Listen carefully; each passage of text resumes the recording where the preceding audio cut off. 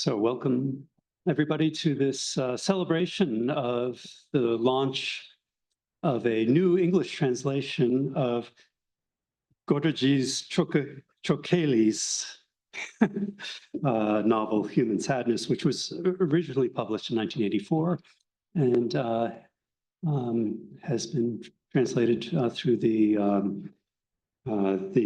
Oxford Georgian Translation Project by no less than 5 different voices, 5 different translators.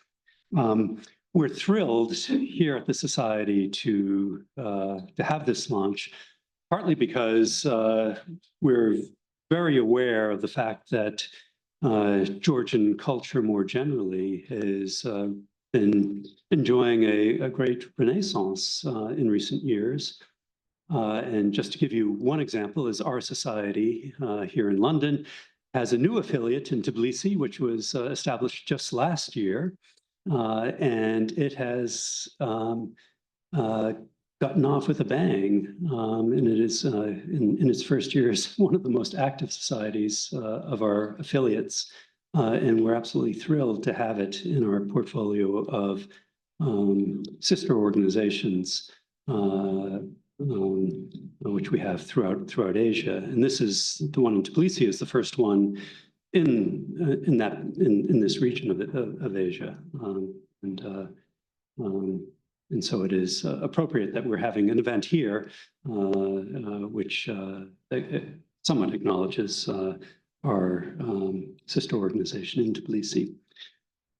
You should also be aware that this society here has a long history in translation. The Oriental Translation Fund was established in 1828 and published actively for about a century before becoming more infrequent in its publication. But I gather that an early translation from Georgian Classic was orchestrated through the Society at the beginning of last century. And so we at the Society are very interested in issues surrounding translation, different styles of translation, how one organizes it, how one establishes a voice or voices. And this translation is very experimental in that it has 5 different translators, each with a distinctive voice. And so we're really interested in hearing more about it and how it came together. I will invite Professor Dan Healy up first to give a proper introduction to the book and the project. So Dan, please come up.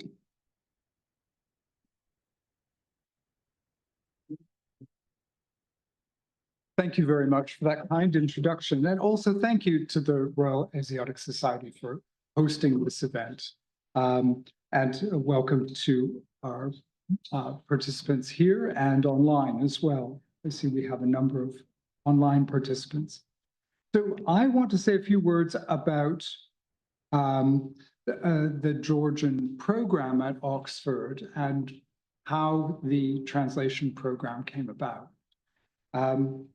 So the modern form of the Georgian program was established in 2017 in the Oxford School for Global and Area Studies, of which I was then a member. I'm now emeritus, but I still am very involved in the Georgian program. And the program in that iteration welcomes scholars from Georgia, supported by the Shota Rustaveli National Science Foundation of Georgia.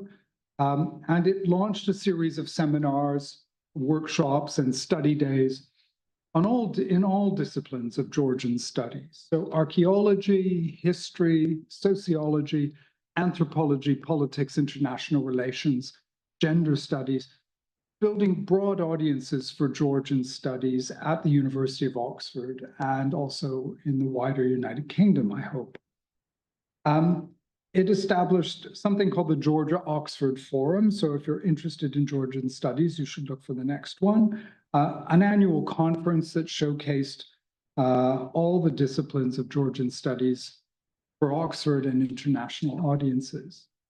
Now, that's the most recent kind of story about Georgian studies at Oxford, but in fact, Oliver and Marjorie Wardrop are the predecessors and a very important part of who we are in the Georgian program at Oxford. Now, if you have ever been to Tbilisi and have visited the lovely garden behind the National Parliament just on Rustaveli Avenue, you may have seen a recent statue erected to Oliver and Marjorie Wardrop in that garden. Oliver was a diplomat, a British diplomat, who traveled repeatedly to the area, and Marjorie Wardrop was his sister. And she was also really fascinated with Georgian culture, really got involved in examining and trying to understand Georgian culture, and she became a translator of the Georgian national epic, The Knight in the Panther Skin.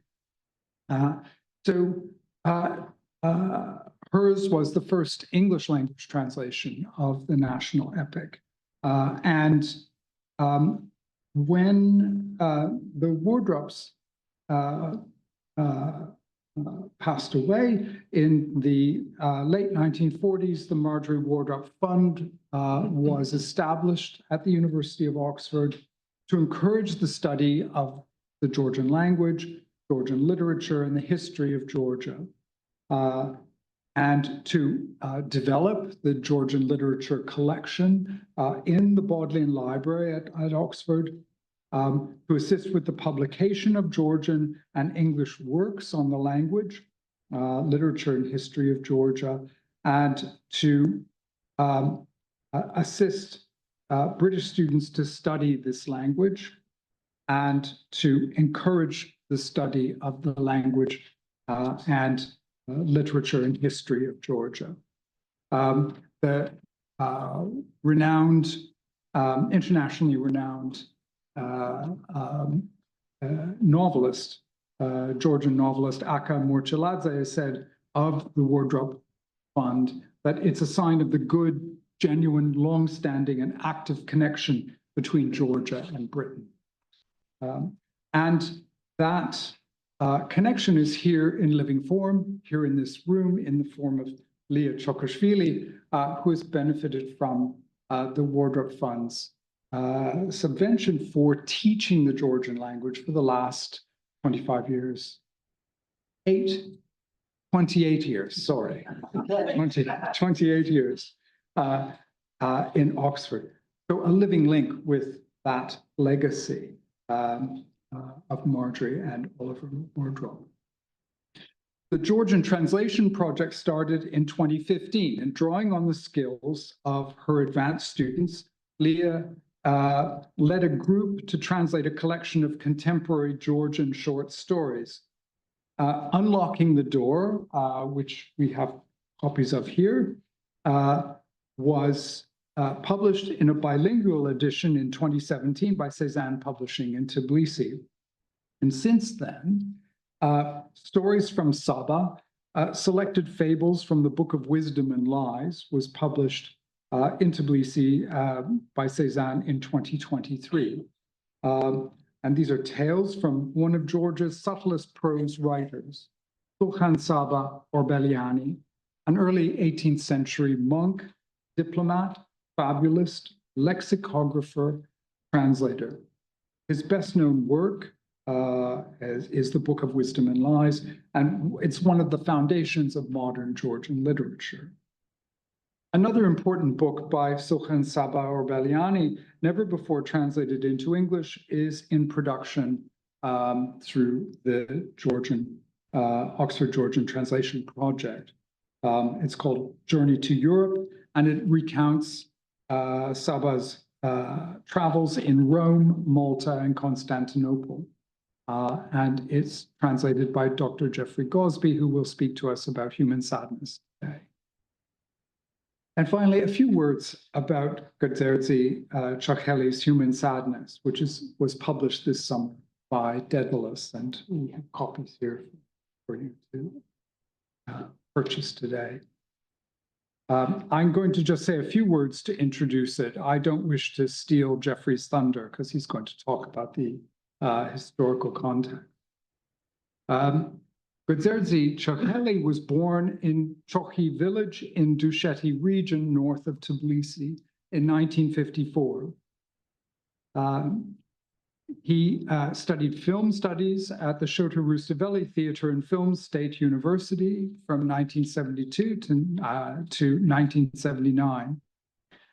He worked as a film director at the Georgian Film Studio, the Soviet Georgian Film Studio, and he soon joined both the filmmakers and the writers' unions of Soviet Georgia. So far, so Soviet, you might think. But Soviet literature in the 1970s and 1980s, I would argue, was marked by diverse currents that forged beyond the sterility of the Soviet socialist realist paradigm that some of you may be familiar with. Essential reading for this period comes not principally from Soviet Russian novelists, I would argue, but from prose writers working in the non-Russian languages of the USSR. Some of the most startling, un-Soviet and yet permitted literature of these years came from the pens of Central Asian and South Caucasian writers. The Kyrgyz author Chingiz Aytmatov's novels, The Day Lasts More Than 100 Years, published in 1980, and the remarkable novel The Place of the Skull, 1986, are exemplary works of magic realist fantasy, and at the same time, critical commentaries on Central Asian reality under Soviet rule. Chokheli's Human Sadness, his only novel, written in 1984, might be understood in this tradition. It's not so much a Soviet novel as a novel that just happened to be written in the Soviet Union. Excavating information about its publication takes time and isn't easy. A film scenario with this title, dating from 1985, is held in the archives of the National Parliamentary Library in Tbilisi, which is the principal library of Georgia. And the same catalog, online catalog, lists the first publication of the novel in Georgian in 1986 from Merani Press at that time. The novel isn't even listed on Chokheli's Russian language Wikipedia page, as you might expect. But Mirani also published a Russian language translation in 1986 in Tbilisi, which seems remarkable when you think about the un-Soviet nature of material. So he used fantastic realist this fantastic realist tale of a mountain village conflict to comment on, to criticize the illnesses of Soviet life, and that is the principal attraction, I would argue, of the novel for an English language contemporary audience. But also, what Chokheli was doing, to my mind, was using this form to meditate on the puzzle of Georgian modernity. He was asking, how could Georgians be faithful to their national identity, forged in the mountain communities of the Caucasus and depicted so vividly in this novel, and at the same time be modern and sophisticated citizens of the world? I don't think the novel answers that question, but it poses that question, and it does so beautifully. It's one of these post-socialist realist works of the late Soviet era that deserves to be known more widely among English-speaking readers, and I very much commend it to you. Thank you very much.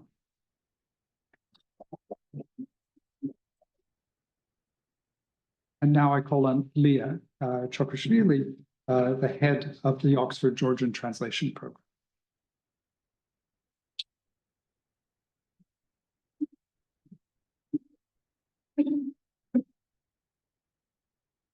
Good evening, everybody. Can you hear me? So I was standing here in 2018 when we were launching the first book, Unlocking the Door. And that was my very first speech in this country, in English or maybe generally. And I couldn't believe that there would be a time that I would just stand here again and presenting another book. I remember when we mentioned that it will be, that we were working on Goderdzi Chokheli's Human Sadness, I remember the surprise faces and the questions, how will you manage it? It wasn't an easy way that we've gone through, but it was the most remarkable and wonderful time we all just gone through translating the book. So why are we here and why we decided to launch the book at Royal Asiatic Society? The decision was made by Professor Donald Rayfield, that sadly he is not here with us, and Gillian Evison. They were chair and the vice chair of Wardrobe's fund that time. Marjorie Wardrobe and Oliver Wardrobe were well connected to Royal Asiatic Society, and the translation of The Night of the Panther's Skin was published here. It's a very symbolic place, and they asked me, Lia, if you want to present any book in future, could you please just stay with Royal Asiatic Society? That's why we're here. And I remember when Alison Ochter at that time made a speech, she just said, the door of Georgian literature was locked for a long time. Now it's time to unlock it. And here we are. We unlocked the door, I think, very well enough that we are presenting the second book now.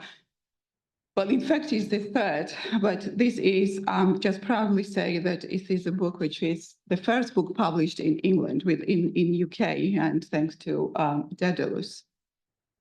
So that was 2018, November 11th, that was the birthday of Marjorie Wardrobe.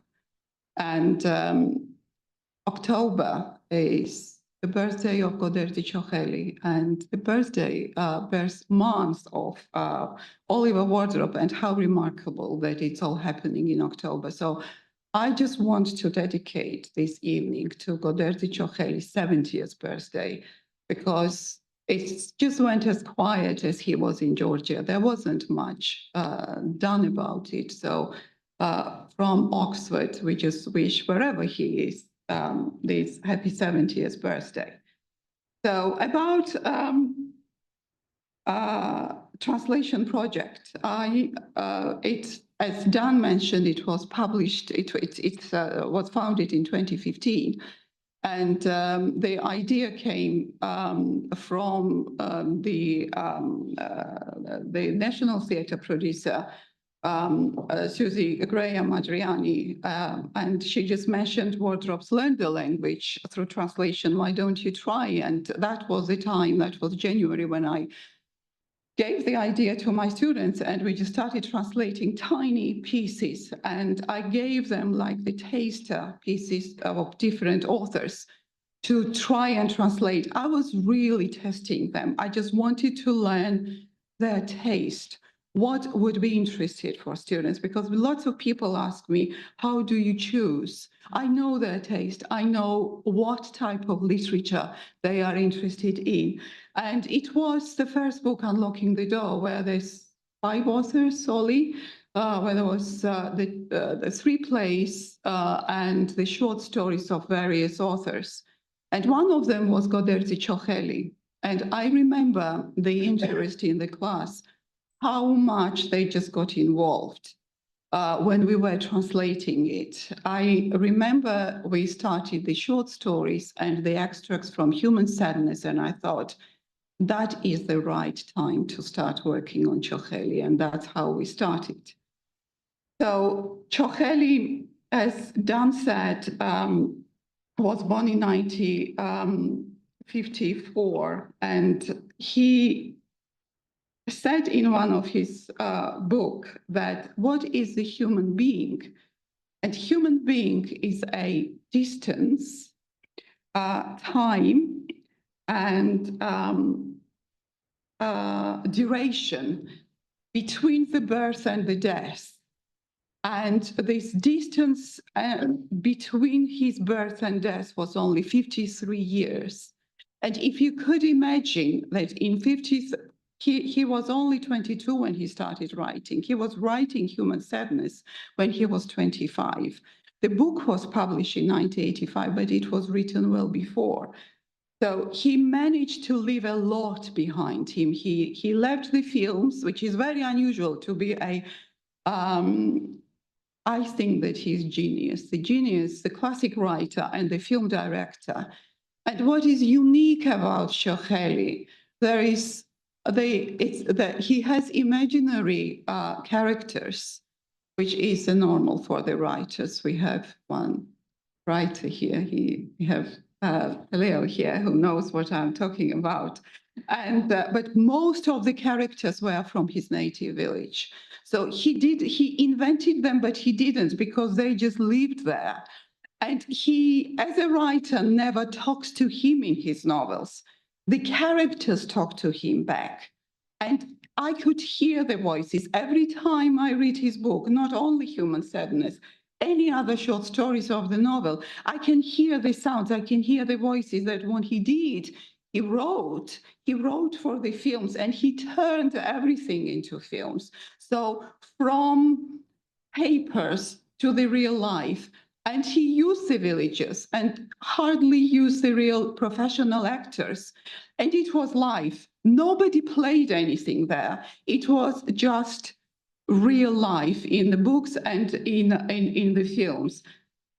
He wrote when it was the Soviet time, as Dan said.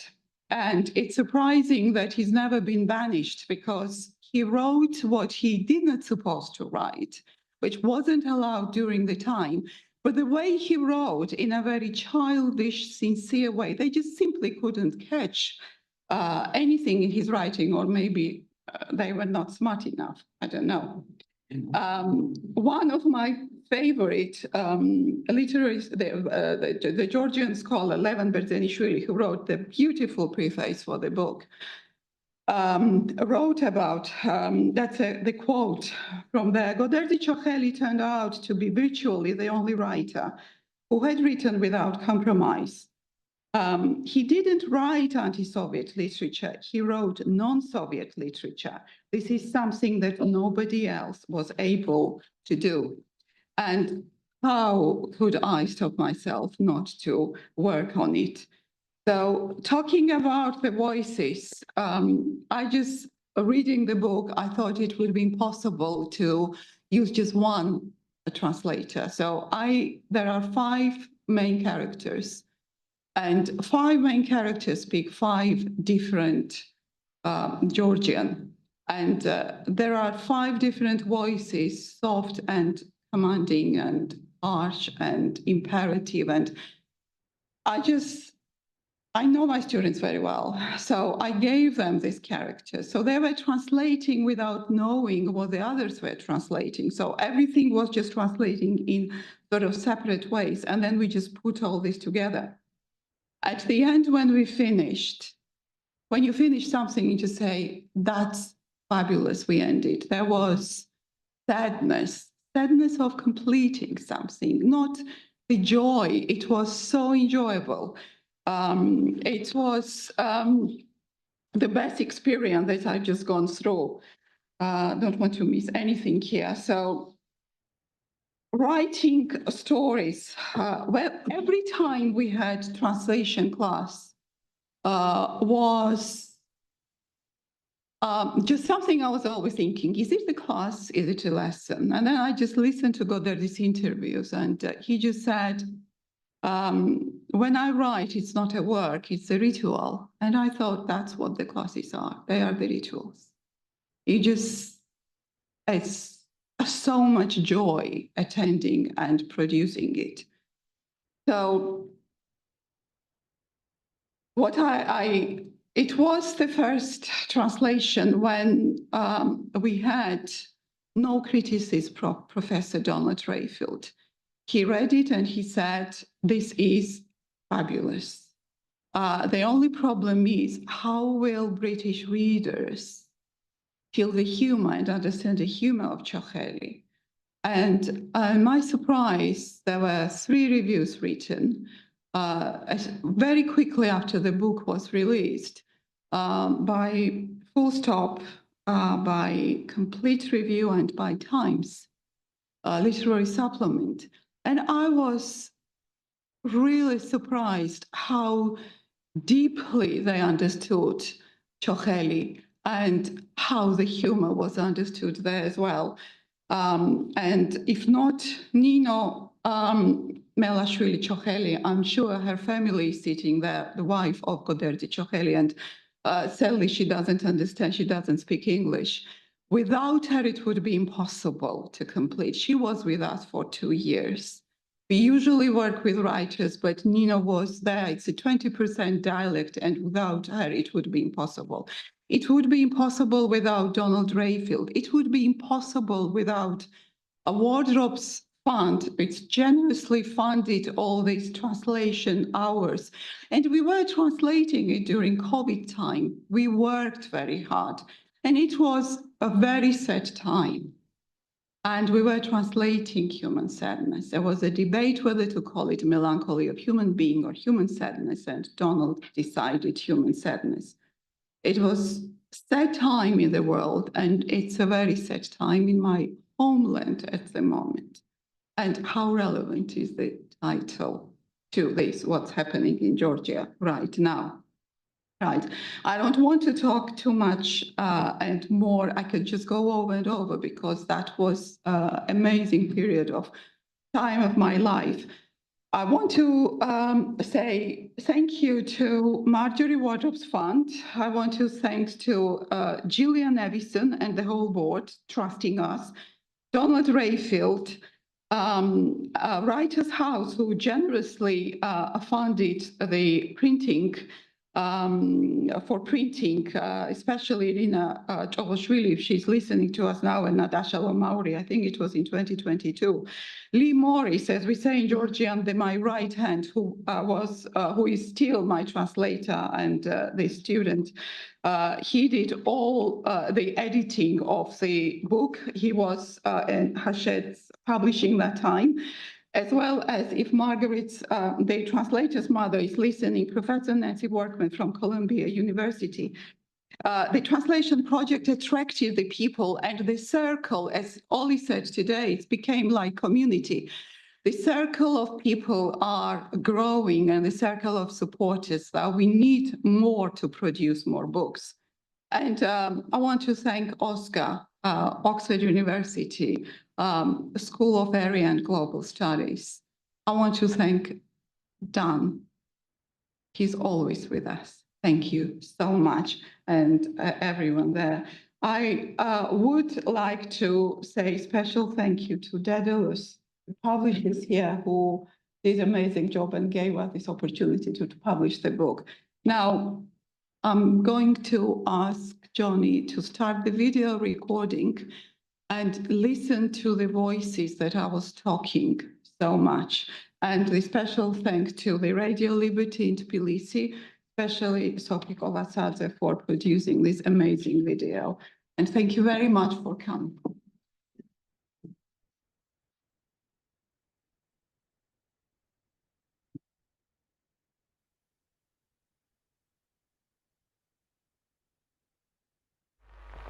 მე ვარ გოდერძი ჩოხელი. ქართველი. მე ვარ ვოკერ თომსონი, ამერიკელი. მე ვარ ოლი მატეუსი, ინგლისელი. ჯეფრი კოსბი, ინგლისელი. მე ვარ Margaret Miller, ამერიკელი. მე ვარ Clifford Markusi, ინგლისელი. მე მინდა ცოტა ხნით სხვა სამყაროში წაგიყვანოთ. თუ დრო არ გაქვს, ნუ დაიწყებ კითხვას. ბრატო, ერთ მივარდნილ ხეობაზე ვწერ, გუდამაყრის ხეობაზე. დიდი ხანია გუდამაყრელებზე რომანის დაწერა მინდოდა, მაგრამ ვერა და ვერ მოვახერხე. თუმცა ჯერ 25 წლისა ვარ და სულ 3 წელია მას აქვთ, რაც მწერლობა დავიწყე, მაგრამ ასე მგონია 3 წლის მაგიერ 3 საუკუნეა გასული და ვიტანჯები დღემდე გუდამაყრის ხეობის შესაფერი, რომ ვერაფერი დავწერე. Human Sadness, a novel. Prologue. If you don't have time, don't start reading. Why not? I'm writing about a god-forsaken gorge, Gudamaqari Gorge. I had long wanted to write a novel about the people of Gudamaqari, but never got around to it. Although I am 25 and it's only been 3 years since I started writing, it seems to me as if it has been 3 centuries rather than 3 years, and I am tormented by the fact that I have not been able to write anything decent about Gudamaqari. რა გატარდებს? მარტობა მარტარდებს. ადამიანი ხშირად ხალხშია, მაგრამ მაინც მარტოდ გრძნობს თავს. ზოგჯერ დავით ეოცხოება, საკუთარ თავს გაურბის. რატომ ხდება ეს? არ ვიცი. საიდან მოვედით, ან სად მივდივართ? არც ეს ვიცი. What worries you? Loneliness worries me. You can spend time among people, but even so you feel lonely. Sometimes you feel like a stranger to yourself and run away from yourself. Why does this happen? I don't know. Where do we come from and where do we go to? I also don't know. გუდამაყრის ხეობაში პირველად ჩოხლები დასახლდნენ და თავიანთ სოფელს ჩოხი დაარქვეს. მაშინ ჯერ კიდევ არ იყო ქრისტიანობა და ჩოხლებიც კერპტაყვანის მცემლები იყვნენ, ხოლო როცა ქრისტიანობა მიიღეს, თავიანთ მთავარ სალოცავად მთვარის ღვთაება წმინდა გიორგი იწამეს. Gudamaqari Gorge was first settled by the Chokhians, who called their village Chokhi. This was before the arrival of Christianity, and the Chokhians too were idolaters, although when they adopted Christianity, they recognized the lunar deity, St. George, as their chief figure of worship. Ადგილის დედის სალოცავში ვერცხლის ფულები ეხარა. გადახუნებულ ირმის რქებზე ცვრილი ზარები ექიდა. თოვდა და თოვლის შიალს ზარების ნელი ცქრიალი უერთდებოდა. სალოცავის ქვებზე შემერული ნასანთლარები უფრო მხვდროსა და იდუმალს ხდიდა იქავრობას. ყველაფერი ზეცის გალობას ჰგავდა. სალოცავი, თოვლი, გარაცოცილი ირმის რქები და თოვლის შიალში შერეული ზარის ცქრიალი არღვევდა ბუნების ჰარმონიას. ამ ჯაჭვზე კი გამობმული იყო რკინის ხაფანგი. ხაფანგში გაბმული არწივი და იმის იქით, ძველ თოვლში ჩარჩენილი უცნაური ნაფეხურები, რომელიც ნება ივსებოდა ახალი თოვლით. There were silver coins scattered inside the shrine. Small bells were hanging from sun-bleached deer antlers. It was snowing, and the gentle tinkling of the bells was joining the rustling of the snow. The soot-blackened remains of candles on the stones of the shrine made the whole place calmer and more mysterious.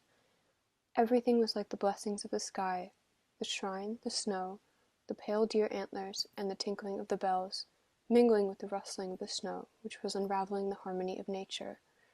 The metal trap attached to the chain, the eagle caught in the trap, and beyond that, the strange footprints lingering in the old snow, which were gradually being filled up by the fresh snow. Ra ares tsitsotzlech. Tsitsotzle sevda ares. Adamianta Chokheli sevda. Sivstili. Sivstili sevda ares. Adamianta sevda. What is life? Life is sorrow, the sweet sorrow of human being. And death? Death is also sorrow, the sorrow of human non-being. მე ვარ ლია ჩოკოშვილი. ქართული ენის მასწავლებელი ოქსფორდის უნივერსიტეტში. ეს ჩვენი პროექტია, ქართული ლიტერატურის თარგმნის პროექტი, უორდროპების მემკვიდრეობის გაგრძელება.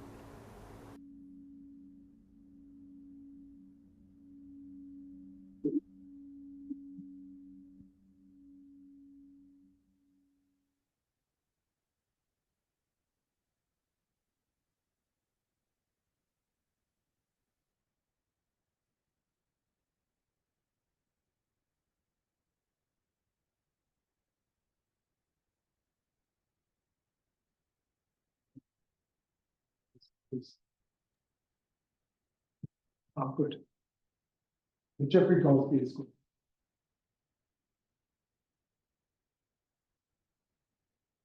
All right. Hello, everybody. I'm Jeffrey Gosby. I was a student of Lia's for a long time at Oxford and ended up writing my doctoral thesis on information structure in Georgian with financial support from the Margie Wardrop Fund. Since then, I've been quite heavily involved in translating Georgian, and among other things, more recently I've been working on a translation of Sultan Saba Orbeliani's Journey to Europe as part of our Oxford Georgian Translation Project, with financial support from the Job Carol Henning Fund at the American Friends of Georgia. And what I'd like to do today is provide a little bit of historical and literary context for the Georgian region of Gudamaqari, which is where Goderdzi Chokheli was born and where Human Sadness is set. And so Gudamaqari is a region in northeast Georgia that's located on the southern slopes of the Greater Caucasus mountain range in the valley of the Gudamaqari Aragvi, also known as the Shavi or Black Aragvi, which is a tributary of one of Georgia's great rivers, the Aragvi. And the Aragvi flows down and merges with the river Mtwari at Georgia's ancient capital, Mtskheta. And the Mtwari then flows on to Tbilisi and beyond. So that gives you a sense of how the region connects up with the rest of Georgia. And the present-day district of Gudamaqari falls within the municipality of Dusheti in the Mkhare or region of Mtskheta and Tianeti. And this same Mkhare includes the neighbouring regions of Shavi, Chevi, Tiuleti, and Khevsureti. And these highland regions especially occupy quite a special place in Georgian history and culture, because to a large extent they've existed beyond the reach and influence of the Georgian state and church. And yes, at various times in Georgia's history, the regions and their people have acted as Georgia's protector and refuge. The people of Gudamaqari are mentioned together with the Shavians and Khevsuretians in Leontim Roveli's 11th century chronicle, The Lives of the Georgian Kings, among mountaineers to whom Saint Nino unsuccessfully preached Christianity in what is now Dusheti, after she converted King Miriam III of Iberia in the 4th century. And it's mentioned in the chronicle that some remain heathens to this day. And certainly historically, these highland regions have been known for a distinctive interplay between Christianity and pagan beliefs, which is illustrated in part in Human Sadness by some of the traditions surrounding St. George. The Georgian scholars Ketivan Alaverdashvili and Nino Khambashidze write, for example, about the belief in Gudamaqari that St. George, Georgia's patron saint, was martyred by being attached to a cartwheel and rolled down a high mountain, which cut him into 363 pieces. And the landing site of each of these pieces of St. George is marked by a shrine. And the shrine of St. George in Goderdzi Chokheli's home village of Chokhi marks the landing site of his tongue. And there's a belief arising from this, which figures in Human Sadness, that no woman should refuse a marriage proposal from a Chokhian for fear of being cursed. While the nearby site of Limze Pudzis Angelos is held to be the landing site of St. George's arm, and this is believed to account for the many fights that have apparently broken out among its visitors. Just as Christianity historically took its own shape in this highland Georgia, historically the region's been known for a form of social organization distinct from the feudal system of the Georgian state into communities called temis, which are led by a Chevisberi or gorge elder, which is a title mentioned as far back as the 14th century legal code of Georgi V the Brilliant, which he introduced in an effort to impose order on the tribes of Tiuleti, who followed their own distinctive social order based around practices such as blood feuds and their own tribal loyalties. And yet, despite these differences with the Georgian state, the Georgian Highlanders have historically played an important role in confronting Georgia's enemies. At home, the Georgian Highlanders have shared a frequently violent coexistence at Georgia's borders with the Muslim Kists, a historical term that refers to the Nakh peoples, including the Chechens and the Ingush. Further afield, when, for example, Aga Muhammad Khan of Iran invaded and sacked Tbilisi in 1795 to punish King Erekle II for signing the Treaty of Georgievsk with Imperial Russia. It was 300 warriors from the banks of the Aragvi, the majority of whom, according to one character in Human Sadness, were Gudamaqarians, who fought a heroic last stand at the capital and allowed Erekle II to retreat up the Aragvi Valley, where the pursuing Iranians were stopped by another 300 warriors from Khevsureti, and Erekle II was able to take refuge in a highland fortress. The harsh existence of the Georgian Highlanders at Georgia's frontiers and their rigid social code has inspired a wealth of folk poetry. And in the 19th and 20th centuries especially, this was drawn upon by major figures in Georgian literature, among them Alexander Kazbegi, Mikhail Javakhishvili, and perhaps most significantly Vajab Shavala, who wrote primarily of life in Khevsureti and Shavi. In the words of Donald Rayfield, turning this heroic lost world into a golden age which is approaching its end. At the same time, it stands at the dawn of humanity, its heroes Promethean battlers against cruel gods. And as Paul Manning discusses, this was part of an era when Georgian national identity was being redefined to embrace this world and its inhabitants, who'd formerly been treated as uncivilized others. And looking at Vajab Shavala's poems, such as Aludo Ketarauli, Guest and Host, and The Eagle, reference can be found to many of the traditions and symbols of this primeval Georgia which appear in the Gudamaqari of Human Sadness. These include often mortal conflict with the kists across the frontier, the practice of severing the right hands of defeated enemies, and the tragic spectacle of the once proud eagle brought low. Thematically, there's a similar concern with the inevitability of the individual and their ideals succumbing to the unstoppable forces of nature, including human nature in the form of the Temi and its unbending social rules. At the same time, of course, Goderdzi Chokheli, writing in the 1980s, engages with these themes in his own historical context and in his own unique way. And with that said, I'll hand over to the next speaker. Thanks very much.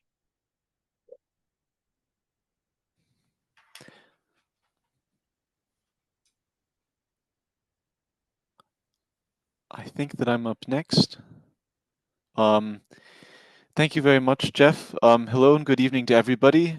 Many thanks to everybody for coming, and of course to the Royal Asiatic Society for hosting us, and to Lia for her remarkable leadership and editorial work, without which we would not be here all together today at this remarkable event. So first, a bit about my own personal background with the project. So I began studying Georgian in 2014 as an undergraduate at Oxford when I was reading Russian and German, and I have remained more or less involved with some interruptions in Lia's projects and lessons, and that remotely from Germany, where I moved in 2019.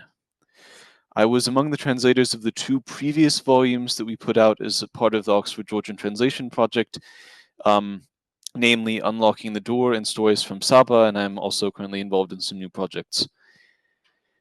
I would like to offer today some brief remarks, mostly on the philosophical and theological aspects of Chokheli's writings, at least as I have personally perceived and experienced them, with, of course, the inherent subjectivity that entails. But I think it's important, of course, to elaborate on our personal experiences and impressions as translators. Goderdzi's prose has to it, for me at least, an almost healing or meditative quality, and I would say his works are in many ways a powerful antidote to the spiritless and anonymous grind of modernity, inasmuch as they plunge the reader often into philosophical reflection amongst their setting of the remote mountain villages of Gudamaqari. They contain, moreover, deep theological and philosophical undercurrents and deliberations that I would say make them worthy of very close attention and consideration, especially in our era of ubiquitous distraction, confusion, and technologization. One of the greatest strengths of Goderdzi's works, in my view, is that they are not specific in their theological persuasion, nor are they in any way dogmatic. Instead, they speak to universal human values, while their implicit frame of reference spans multiple cultural and religious traditions, ranging from Orthodox Christianity to Buddhism. They're being set in Gudamaqari, a remote region of mountain valleys in Georgia where tranquil village life is still shaped by local semi-pagan beliefs and rituals, does not at all subtract from this universality.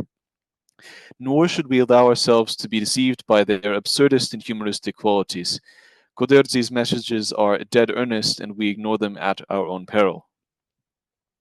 The premise of human sadness is, on the one hand, admittedly quite absurd, a campaign of conquest mounted by the villagers of the remote hamlet of Chokhi, whence Goderdzi's surname, against their Gudamaqarian neighbors. On the other hand, in the sections titled Philosophical Inquiry, as well as in the office of the Worry Collector, we find in the work an explicitly philosophical and reflective current as well. One thread in the plot is even an allegory for and a parody of communism, which was evidently just subtle enough to slip past the Soviet censors. The culmination of both the action and the contemplation in the narrative is the raucous bacchanal celebrating the Chokhians' quote-unquote victory, at which the oppressively hierarchical structures and strictures of traditional village society are eminently on display. It is an episode that brings together in quick succession moments of intense joy and intense grief, unbridled jubilation, and the tragic destruction of innocence. Goderdzi's work, through its poignant evocation of the sweet melancholy that pervades the human condition, reminds us to live always deliberately and consciously, and never to give up the search for the fuller meaning of our existence. I do hope that our collective effort in translating Human Sadness and the other stories by Goderdzi that have already appeared in print will help to make some of these literary and philosophical riches available to a new English-speaking audience. Thank you very much for your attention, and I would pass the word to our next speaker, I believe is Margaret. Hello, everyone. So first of all, I just want to say how honored I am to be here and how grateful I am to Lia and my fellow translators for all the hard work they've done to get us to this point, as well as, of course, to the Royal Asiatic Society for hosting us and to everyone attending to listen to us. I've been involved in the Georgian Translation Project since 2017, so I joined shortly after it began. And Human Sadness is my second publication following Stories from Sabah, which was published last year. And I'm still involved on several projects which are kind of in the works right now. So as we have heard from the speakers so far, Chokheli's novel is an extremely rich work which probes many philosophical and theological questions without descending into dry dogmatism. The warmth and humor of Chokheli's voice allows him to deal with serious, contentious topics without being dry or sanctimonious. There's no way I can do justice to Chokheli's careful and nuanced handling of the intertwined themes of tradition and gender, but I hope that by sharing some of my thoughts, I'll be able to pique your interest enough to read the book for yourself. Throughout his work, Chokheli displayed a fondness for the traditions of remote mountain villages like those portrayed in the novel, traditions which were inevitably dying out as younger generations left the village behind. The precarious future of this way of life is apparent at many points in the book. Most of the villages in Gudamaqari Gorge do not have schools, so even young children are often sent away to study. And anyone pursuing higher education would certainly have to leave the mountains for the town. And yet, while Human Sadness evinces a fascination with dying village traditions, it is also in large part a warning against the urge to go back to an imagined golden age and to restore an old order which is being left behind. The novel takes place in the winter, when these villages are even more deserted than usual, with the adult men off tending to their flocks. Only women, some children, and a few elderly men remain. In this context, the inciting incident of the novel occurs. A Chokhian boy asks to marry a girl from another village and is denied by her father. Enraged, the remaining villagers decide to reassert their supremacy over the surrounding villages by conquering them one after the other. The only villager who objects to the Chokhians' campaign is Chokhi, a university student who has come up from the town to write about Gudamaqari for his thesis. And even then, his objection is on the ground that the girl belongs to her father to marry off to whomever he wants. So why do you want to enslave and subjugate anybody? We learn a little bit more about the young woman in question, Ketino, towards the end of the book, and it's interesting to note that the Chokhians don't figure at all in her story. And indeed, it's perhaps the only story in the novel about a woman who is pursuing a man rather than the other way around, though it ends as tragically as many of the others that we are told in the book. As the, quote, illustrious and valiant warriors and fighters of Chokhi, most of whom are women, move from village to village, subduing their inhabitants, who are likewise mostly women and elderly people, the reader is presented with the stories, worries, and philosophical musings of the Gudamaqarians. Many of these stories are concerned with the rituals and superstitions of the mountain people, which range from charmingly picturesque practices, like baking loaves of bread in the shapes of wolves, which are then ceremonially fed to cows to keep them safe, to less charming but still picturesque incidents of animal sacrifice, to outright brutality embodied in centuries-long blood feuds, beheadings, and amputations. Despite his affinity for mountain traditions, and indeed his own devout Christianity, Chokheli plainly understood how religion and tradition could be exploited to abuse and dominate others. A comedic example from the text will suffice. One of the stories collected from the conquered villages is of Mamuka, a man who dresses in a white sheet and pretends to be a saint. He sits at the top of a hill and forces the other villagers to perform the literally Sisyphean task of fetching beautiful stones and rolling them up the hill to him. He rejects every single one and rolls them all back down the hill. He gets his comeuppance when one of the villagers snaps and hurls Mamuka himself down the hill. The other villagers, thinking his body is just another stone, ignore it and carry on up the road. Besides the more extravagant ritual violence depicted in the book, there is violence of a more mundane and earthly sort, arising from strict social norms and petty jealousy. Unsurprisingly, this mundane violence is often gendered. A particularly disturbing motif, which recurs at several points in the book, is that of women who take their own lives after being assaulted or otherwise subjected to trauma by men. Those who die by suicide are denied burial on consecrated ground, so even in death, they are marginalized and pushed aside by the traditions of their community. These depictions of misogynistic violence, as well as the shame and silence that surrounds it, sit uneasily side by side with the quest undertaken by the women of Chokhi to exert and reinforce control over the other women of Gudamaqari. And all this is only scratching the surface of human sadness. There are many more themes to explore in this work. For instance, what are we to make of the fact that the Chokhians, on their quest to restore their ancient rights, also insist throughout the book that they're an educated breed, more cultured and civilized than the surrounding villages? They rely not only on their peculiar blend of paganism and Christianity, forcing their foes to swear allegiance to the clan icon, but also on philosophical inquiry to subdue their enemies. Just as the Chokhian villager Galilei, a veteran of the Second World War, orchestrates battles between red and white chickens in the village, the Chokhians' farcical campaign to conquer their neighbors mirrors on a small scale the horrors of war and imperialism. There are many examples throughout history and to this very day where appeals to tradition and the promise to return to an imagined golden age in the past have been combined with claims of intellectual and cultural superiority to justify violent conquest.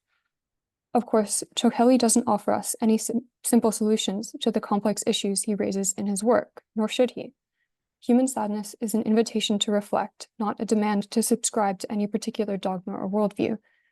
And to close, I'm so honored to have played a part in making this extraordinary work accessible to a new audience. And I'm going to pass over to Ollie Matthews to speak.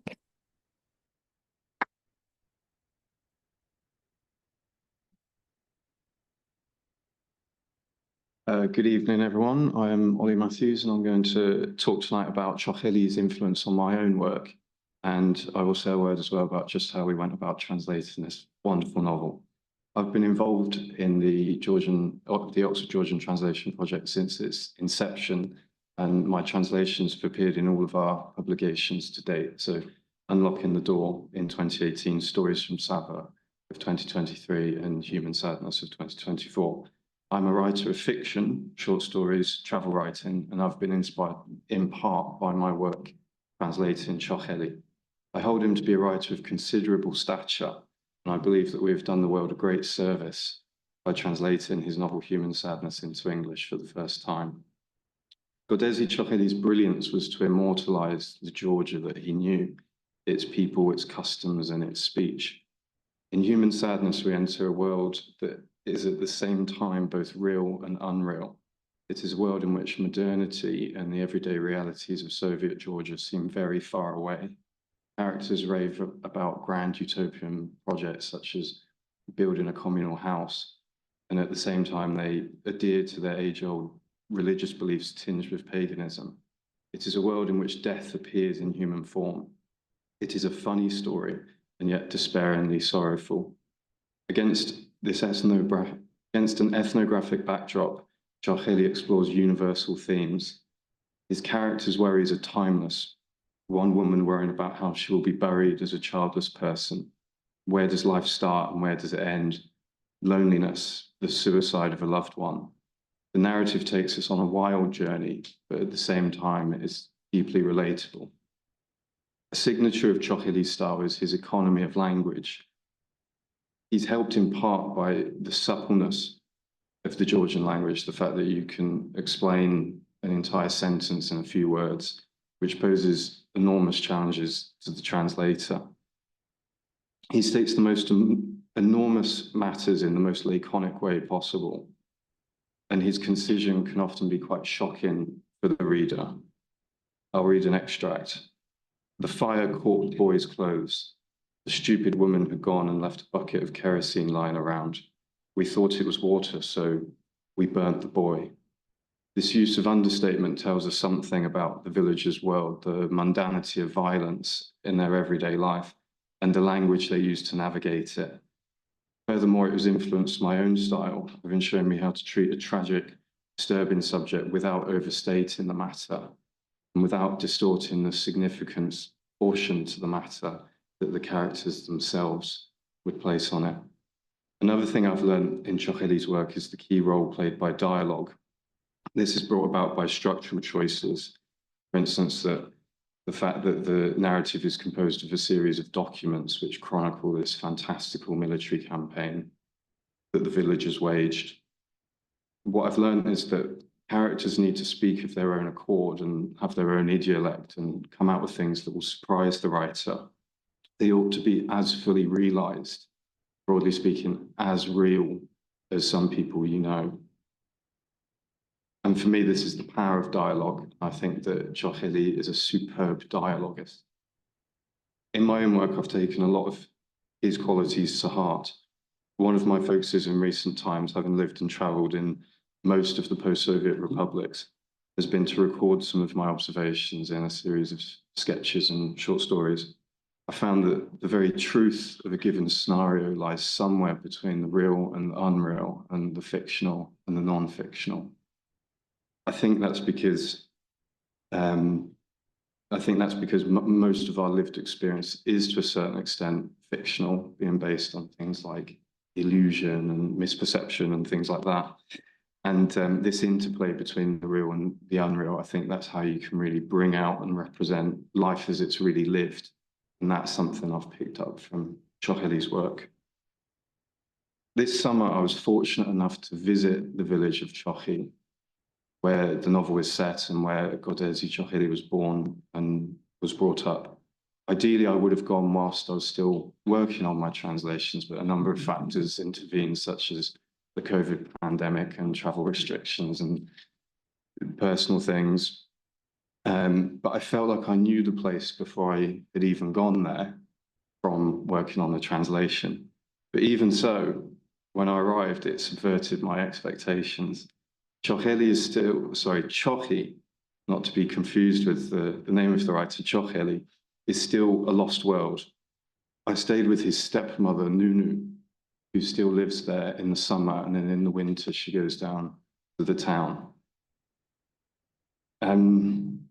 She lives in a small hut. I was expecting more of a house with amenities and so on, but when I arrived, I realized there's no running water, there's no electricity, and the toilet was about 500 yards away. But I got by. She has 3 cows, and their milk is the tastiest that I've ever drunk. There is not much to do there in Chokhi nowadays, except stare at the mountains and imagine everything that has been. I'll share with you an extract from the account of my adventure that I've written. I was surprised to discover that the distances the Chokhian army was supposed to have covered were much larger than I had imagined. The novel I was finding out was an inaccurate map. One of the gravestones, sharing a little enclosure with a tree, showed a portrait of a fighter pilot in his cap and goggles. He was young, and the year of death was 1941. I imagined what it must have been like to go from his childhood in this village untouched by the centuries to sitting in an aircraft as a pilot in the Soviet Air Force, dogfighting with the Luftwaffe and getting shot down over somewhere like Eastern Poland. This young man had straddled worlds. Even today, you go to Georgia and it is straddling worlds. In Tbilisi, for instance, it's becoming increasingly westernized, and sometimes you might feel you're in any other European city. But you go to the villages, you go up to the mountains, and life has changed very little from what Chokheli was describing in his novels and short stories. I saw the house that Chokheli grew up in, and also the school that he attended as a boy. As we're speaking, that's being converted into a museum dedicated to his life and works. And you can go there and see the desk that he sat at as a schoolboy, and you can see copies of his novels and short stories. You can see stills from his films and photos from him on set. I received the hospitality of Chokheli's widow, Nino, and their sons, Luca and Nico. They told me about how Chokheli used to work. I asked them, projecting my own insecurities, whether he was ever ashamed of his writing. They answered, ashamed? What do you mean? Absolutely not. Why would he be ashamed? One person does one thing, one person does another thing. If you want to write, then write. Chokheli has influenced me in other ways too. As he writes in Human Sadness, every person is a story. Is that not true? and also his age. He was very young when he wrote Human Sadness. And whilst one should never compare oneself to other writers, I feel that if Chokheli was producing masterful works in his 20s, then I really must hurry up. It is encouraging to be spurred to action by your role models. So how do we go about translating this wonderful novel? From start to finish, it has been a work that has taken several years. Lia's method was to allocate to each one of us translators an individual voice. I, for instance, translated all the sections concerning the worry collector and the philosopher. This was because we wanted not just a translation, but for Chokheli's work to breathe through our words to communicate with a new culture and generation. I'd already translated a piece of Chokheli's, which was a chapter entitled Chokhi, which Lia had given to me when we were working on the first book of translations we did way back in 2018. And that experience initiated me in Chokheli's voice and subject matter. Levan Bedzenishvili also writes that Chokheli set literature to actual voices, and this is something we've attempted to do as well in our translations. After a few of us graduated and went down from Oxford, we continued to work on the project remotely. Typically, we would prepare a chapter or two in advance of an online lesson with Lia. He would go through our translations with us line for line, critiquing them against the original, offering suggestions and clarification. Translating Chokheli's idiom into English was extremely difficult. It was necessary to revise my drafts several times before they read well enough whilst remaining faithful to the original. And at times where a dialect word or some obscure concept needed explaining, we asked Chokheli's widow, Nino Melashvili Chokheli, for help. Her input was indispensable, so a massive thank you to Nino. Concurrently, we translated 5 separate short stories by Chokheli. Thematically and stylistically, these are very similar to Human Sadness, and they will be published in a separate book next year. I find my own feelings reflected by Marjorie Wardrop in her translation of Chavchavadz's The Hermit. I regret that my translation is so far from doing justice to the original. The difficulty of rendering an idiom unallied to any known family of languages may be pleaded as some excuse for my shortcomings. Our books would not be published, we would not have learned Georgian and become acquainted with Georgia if it were not for Lia Chokoshvili. We are very indebted to you. If you'd like to follow our work for more news and more information, please search for the Oxford Georgian Translation Project online. A simple Google search will take you to our website and our social media. Our books are here, so you can have a little look. And yes, we have another book coming out next year, which will continue our effort to bring Chokheli's work to the English-speaking world. I believe that English Letters has gained by the translation of Goderdzi Chokheli, and we are very glad to have unlocked the door to this great Georgian literature. Thank you very much.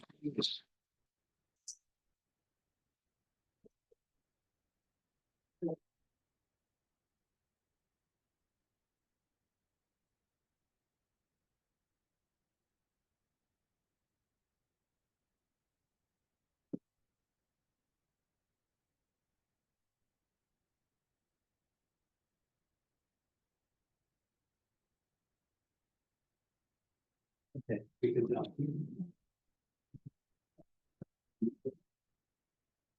So thank you very much to all the participants, in each in your own way revealing different aspects of this really complex and interesting translation project. I'm going to go over and buy a copy of the book right just now and read it on the train back to Cambridge. And I encourage you to do the same. I think what we will do this evening is we will just informally meet and ask questions amongst ourselves over a glass of wine and some crisps and the like. So thank you very much, and we look forward to the next volume.